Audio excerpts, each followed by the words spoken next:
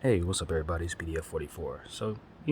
I've made a video or two before in the past talking about how I follow the Joe Budden Podcast. So it's kind of turned into a topic that I've been interested in talking about on my channel because not only is it something that I've been following for a long time, and the pod is, and it's allowing me to kind of get through some things in my personal life that I spent the majority of my time doing alone. It gave me a sense of having my buddies, in my life. Some of my old buddies, we used to hang out. It was like 4 or 5 of us, and we would have similar conversations to what I hear on Joe Budden's podcast. So it's like, I get that similar vibe that I used to have when I was more social and more, you know, happy of a human being.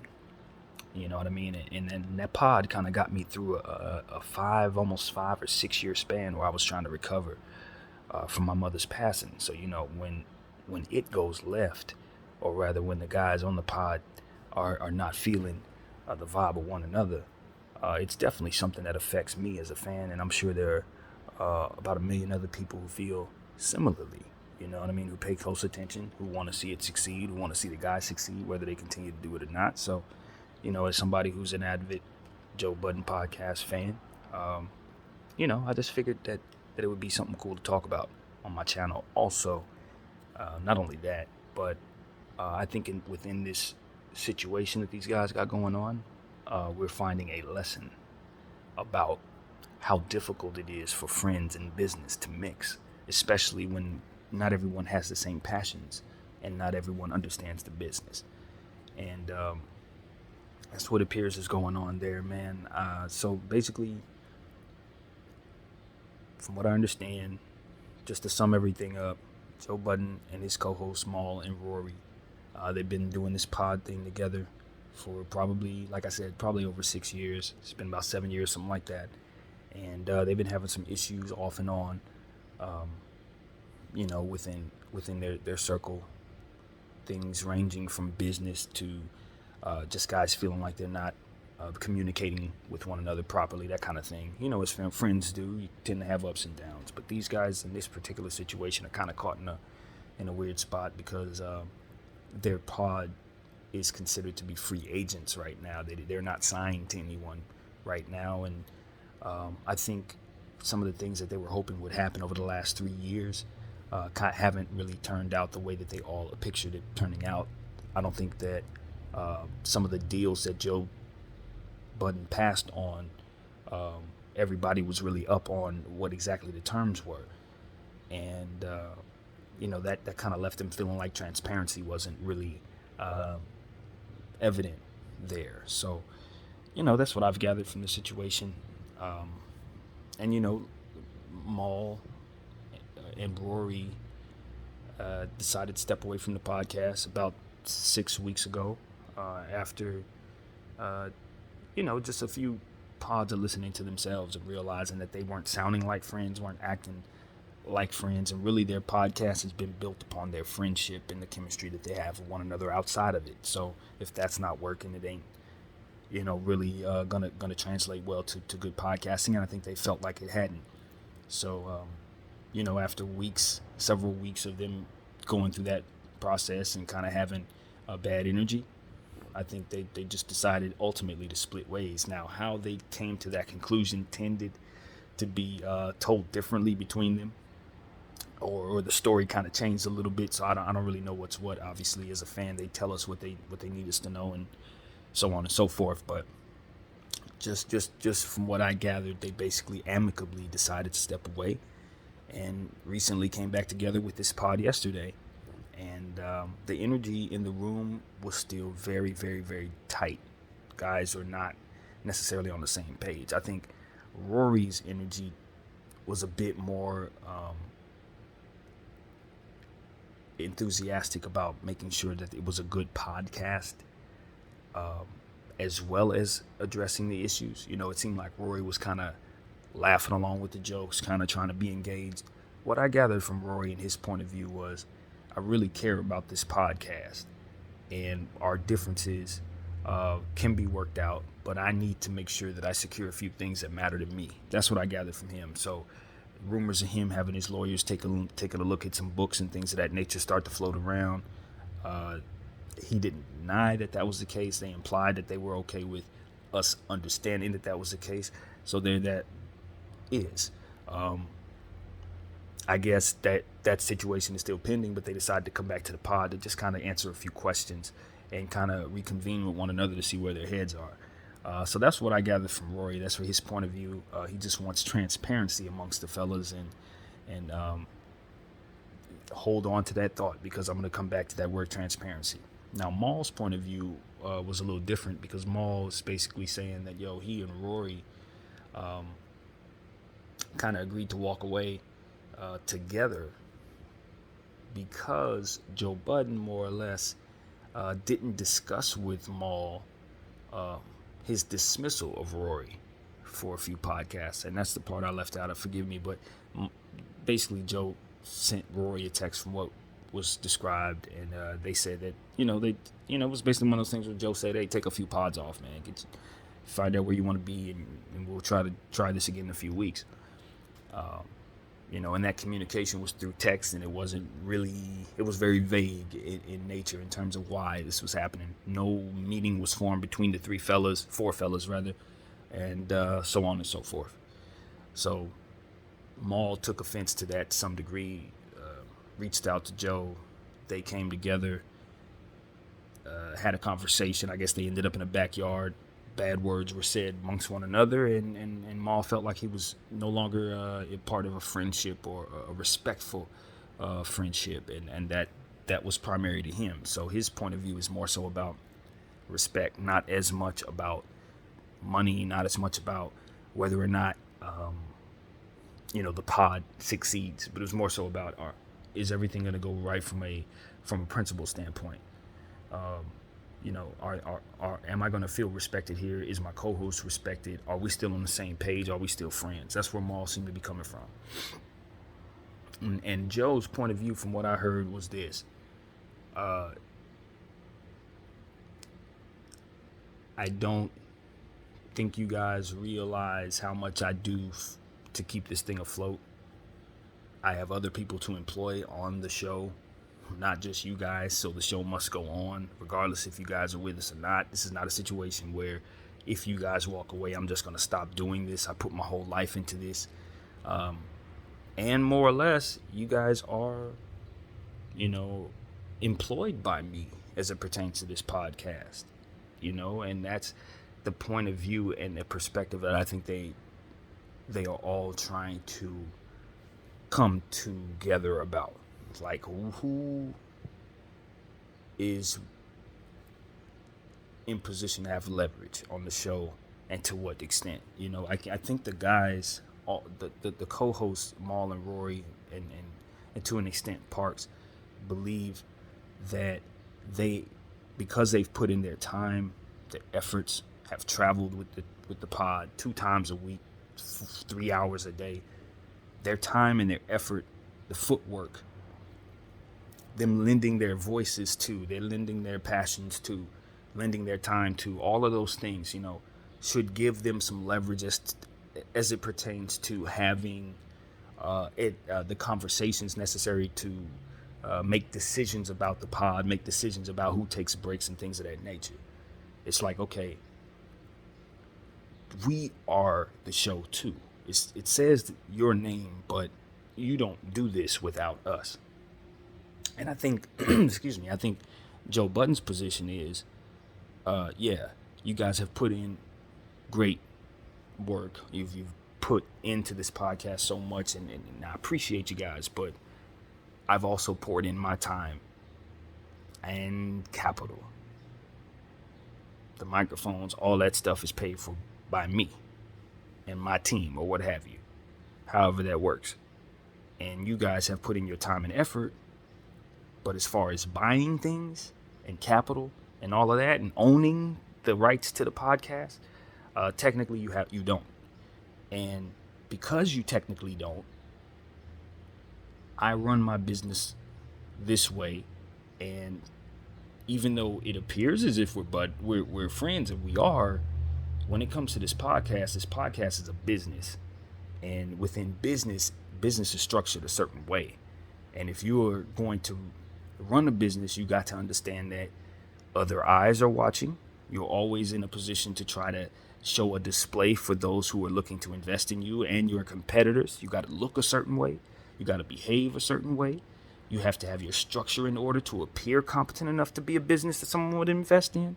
And in doing so, you can't have your buddies run around thinking that they have leverage within this structure when they haven't invested the capital to build the foundation of that structure. So your time and your effort and your footwork and you speaking and lending your voice and all of those things, when it comes to business, that stuff doesn't get you any leverage, because that stuff doesn't provide the foundation for what this can be. In other words, if you remove the money, all you have is what I'm doing right now. Some guy holding his phone with no one to back him, no one to pour marketing money into the promotion of his voice, not the best equipment, no people investing in me to sell their product, none of that. You see what I'm saying? You remove all that makes it successful if you remove the capital. And that's where the disconnect comes for people in friendships as it pertains to these type of collaborations. It's like, look, we're friends. And yes, I'm going to look at our friendship and say it matters, which means for all that I try to do, I will make sure you're whole on the back end, but you got to wait until the back end comes around. And I think that's what Joe is asking those guys to do. Just wait on me. I've got us this far. I've provided you guys, a voice to 1 million people twice a week. I got your back. Just wait for it to come around. And I think the guys essentially are saying, well, we've been waiting for a while. This deal didn't work out. That deal didn't work out. You're not allowing us into conversations to know what's what. Sometimes we're finding out about stuff the wrong way, or rather in ways that allow us to understand that we are not holding value the way we believe we should. And that's where the disconnect comes. That is where the disconnect is. It's that transparency, as I was saying earlier. They want to be communicated with in regards to understanding their position. And I think that's what Joe can kind of focus his attention on in terms of making this work. And all of us need to learn this lesson too. If you're going to get in business with your friends have to understand the angles that you see that force you to structure your business the way that you do. And I think that's where things go left with friends. Trying to have those conversations, trying to explain to friends that don't know business, that aren't trying to primarily focus on the business, but more so focus on the friendships and how that's supposed to structure. Those conversations don't typically go well, especially if not everyone has a passion to make it work, if not everybody values and prioritizes the same things. You are going to find yourself in a space where people are going to look at you and say, well, I've poured in all of this. It should give me leverage to make decisions. And in this case, it just does not. It's by the grace of Joe, the holder of the ownership, to give you that blessing of his gift. It's a gift from his perspective to say, okay, you have some say so. But if he's to do that, he's foregoing some of the leverage he has with some of those other people that are looking at him from different places. That's what I was explaining earlier. Now he has to worry about his competitors seeing him as a competent businessman because his boys are running the show. Now, if things go left, he's to blame, even though he's allowed them the leverage. So what I mean by go left is if the business fails because of the decisions that they make together as a collaborative effort, the only person who's going to be losing money is him because they haven't invested in it. Do you see what I'm saying? So if you're going to allow other people to make decisions for you, if you're going to allow your friends to all have a say-so in how things move, and they don't understand the full spectrum of the vision, and they haven't invested any of the money in the capital, if it fails, it's still your fault, even though your vision wasn't enacted. And that's where it gets messed up. But see, for a guy like Joe Budden, he must understand this is indeed built on friendship. He has to see the fruit in gifting them the leverage that they don't actually naturally have, so that the dynamic of the friendship can continue, so that the podcast as it's currently constructed can flourish. It's chess, not checkers. You got to play it that way. Sometimes good faith moves are good for business. Sometimes giving charity does give you the display that you want and the reputation that you want that will allow people to invest in you further. But if you're not willing to give anybody anything because you weren't given anything by those who gave you what they wanted you to have, you're just reinforcing the fact that you are like them and that you're going to reinforce the same practices that were enacted upon you. And that's the conundrum that Joe Budden finds himself in. His point of view to his friends is, I'm not doing you like Spotify and some of these other companies did me. You watch me buck the system for several years, put my life on the line on this platform for several years, talking against people who once invested in me, but they didn't go right because I didn't get the leverage that I felt I deserved. Now you're going to turn around and do the same thing to me. Don't you trust me? I know your position. I've been you for this long and you didn't learn anything from me, etc. That's his point of view. And what they're saying is, Joe, you weren't friends with any of those companies. You didn't have 15 years and lived with any of these companies. With Maul, you lived with me. You know me. You know what I'm about. I don't care about this money. I care about you. You're my friend. That's what matters. I care about the structure of this thing going right. I care about Rory being made whole. That's what matters to me. Being respected, feeling respected. If respect ain't on the table, Maul is out. And who can blame Maul when Maul's saying some statements like, some of my best friends who will do anything for me are poor. I've watched men lose money and gain it all back. I've seen people who don't have anything and they still are loyal people. It's like, when you hear his point of view, it's like, I get it. You know, in his world, money's only so much, so important. And that's understood. But when you're trying to run a business, and it's the point of view that I think needs to be understood by all parties. When you're trying to run a business, things have to be done a certain way in order for that business to succeed. And if you're wasting your time on a business that ain't going to succeed, you're wasting your time once again.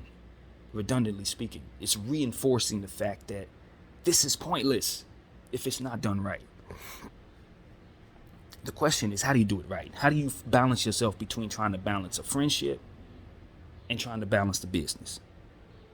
Trying to explain the friends' angles that you see and not needing to because they didn't invest the money. Then their ego comes in there and you're guarding against certain things. You know what I mean?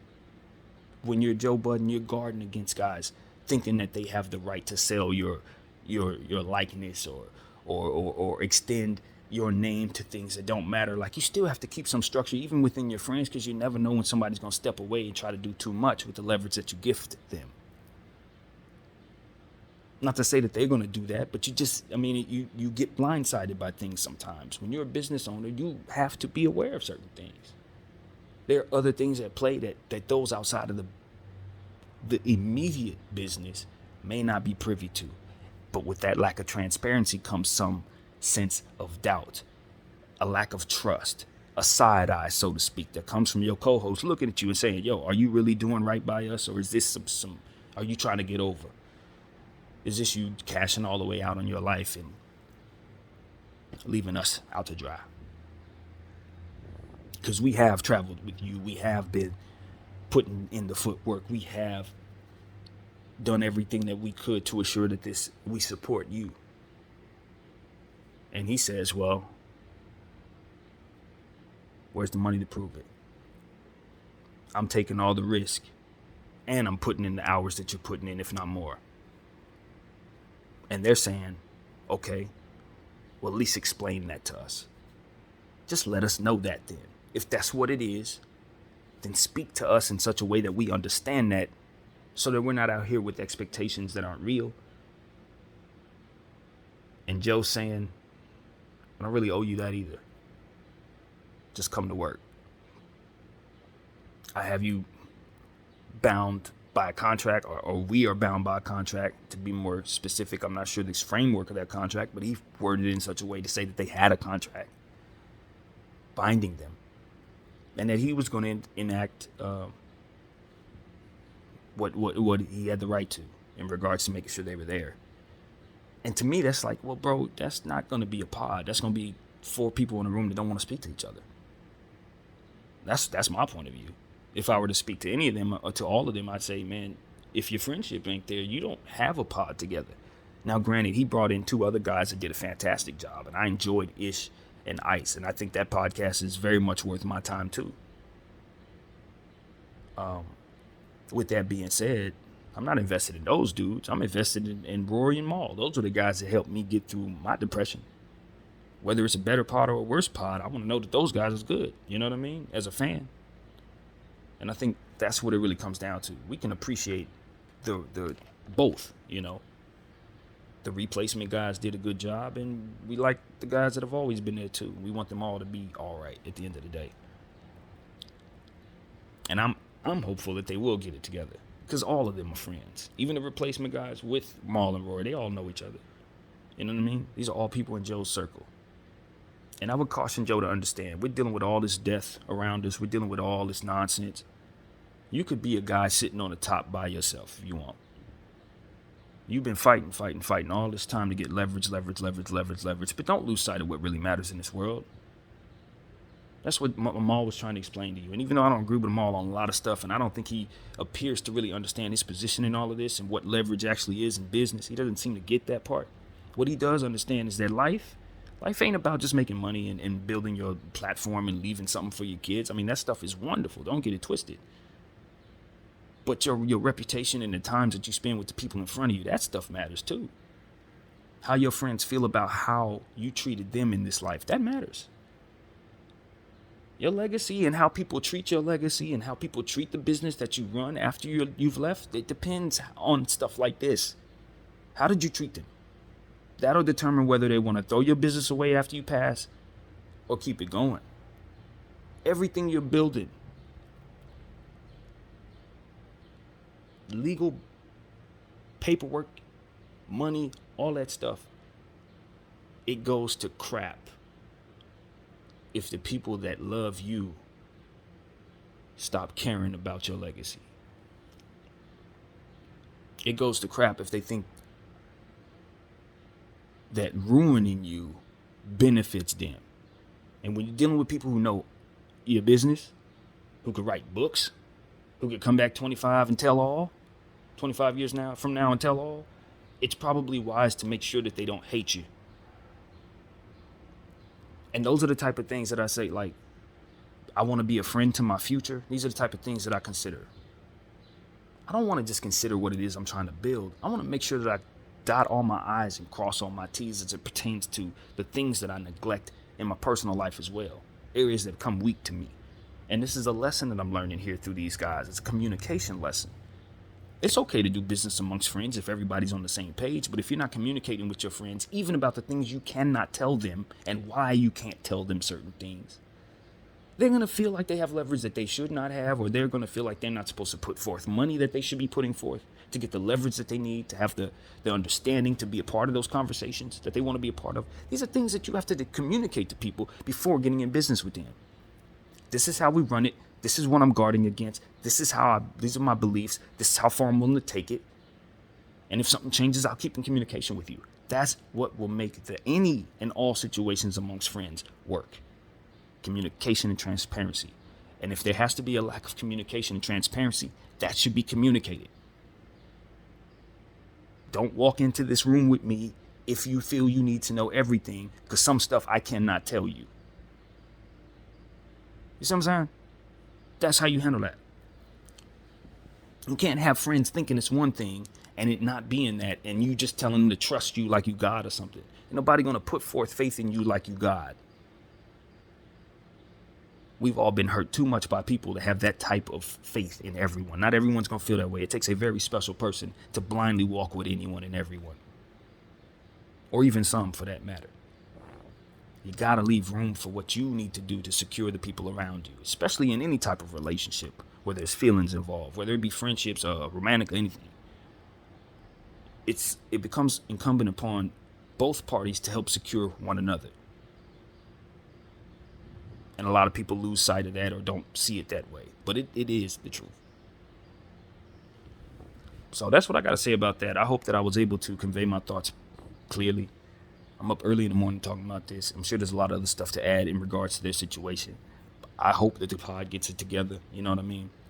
I hope that we've all learned the lesson that we need to learn in regards to friendships and businesses and how they don't mix most of the time. And I think ultimately at the end of the day, with all the losses that we've had within our community, it would be wise to start valuing people, time, and effort given more so than we do. My name is BDF44. Thank you guys for listening. I'm out.